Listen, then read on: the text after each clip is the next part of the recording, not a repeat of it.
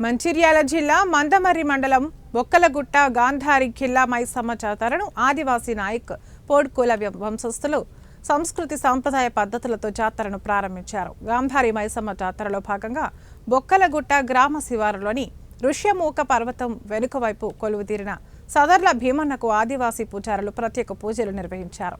మైసమ్మ జాతర మొదటి రోజు జిల్లా కలెక్టర్ కుమార్ దీపక్ పాల్గొని జాతరను ప్రారంభించారు. జాతరకు వచ్చే భక్తులకు ఇబ్బందులు కలగకుండా అమ్మవారిని దర్శించుకునేందుకు అన్ని ఏర్పాట్లు చేస్తున్నామని అన్నారు.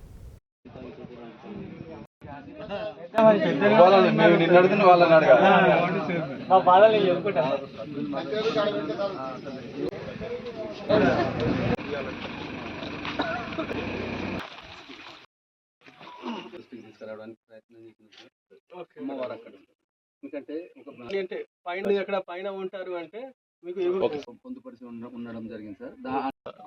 మైసమ్మ గుడి దగ్గర నాయక్పూర్ జాతర ప్రారంభమవుతుంది కాబట్టి అక్కడ అన్ని సౌకర్యాలు కరెక్ట్గా ఉందా లేదా, వాళ్ళకి ఎల్లుండి ఎక్కువ మంది వస్తారు కాబట్టి దానికి మంచిగా అరేంజ్మెంట్ ఉందా లేదా అది చూడడానికి వచ్చాను.